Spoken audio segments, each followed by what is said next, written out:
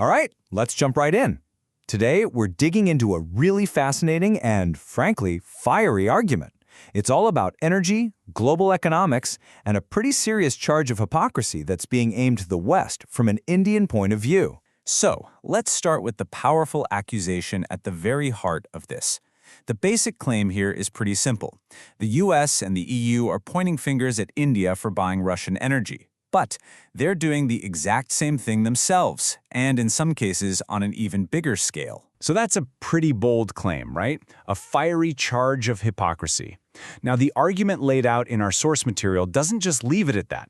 It builds a case, and we're going to unpack it piece by piece. In the first place we have to look, of course, is the money. We've got to follow the money trail here, because the whole argument really hinges on the trade data, on who's actually sending cash to whom, and just how much we're talking about. Okay, so let's start with a big one. 140 billion euros. That's the figure the source puts forward. The claim is that in just the first year of the conflict in Ukraine, the EU paid Russia that staggering amount for fossil fuels. Now, if you want to see where this argument gets really pointed, look at this comparison for 2024.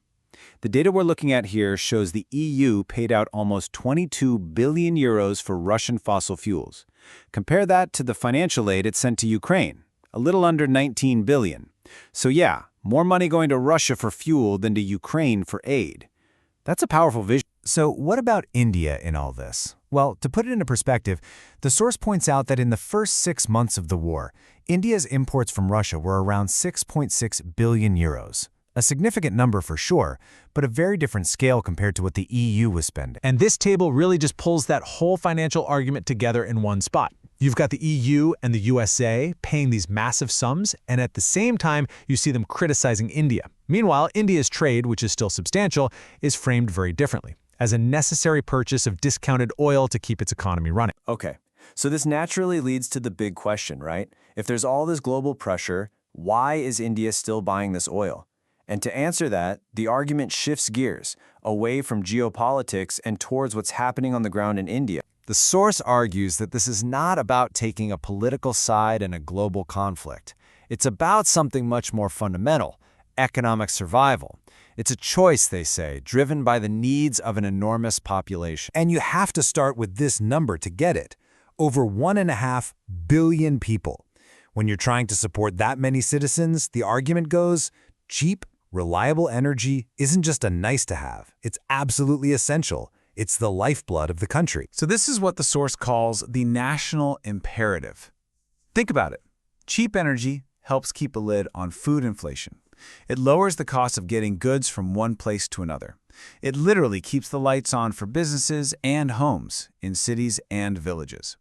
The point being made is that this is about powering the people, not playing politics. And does it make a difference? Well, here's the bottom line. $7.9 billion. That's the estimated savings on India's oil import bill in just one fiscal year, all because it bought discounted Russian crude.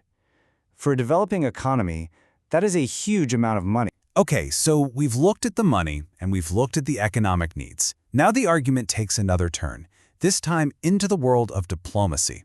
And the claim here is that it's not just about hypocrisy, it's about who gets criticized and who doesn't. And we've all seen the headlines. The source points to public statements from U.S. officials warning that what India is doing is, and this is a direct quote, rubbing the U.S. the wrong way. So the disapproval is very much out in the open. But here's the comeback from the perspective we're examining.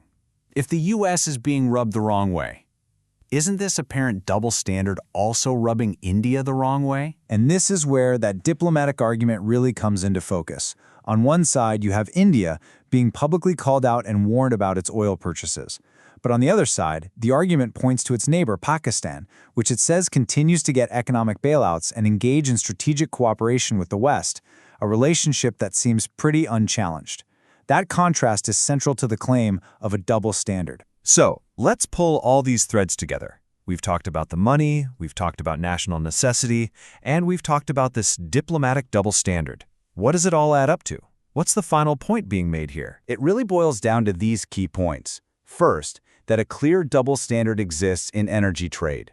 Second, that India's actions aren't political, they're born out of pure national necessity. Third, that the diplomatic heat is being applied very selectively. And finally, it's a call to stop, moralizing what are ultimately sovereign decisions a country makes for its own people. And that leaves us with this really tough question to think about. When a country's survival needs, its national interests, run head-on into global pressure and geopolitics, who gets to decide what's fair? Who is the ultimate judge? It's the central tension in this whole debate, and there's no easy answer.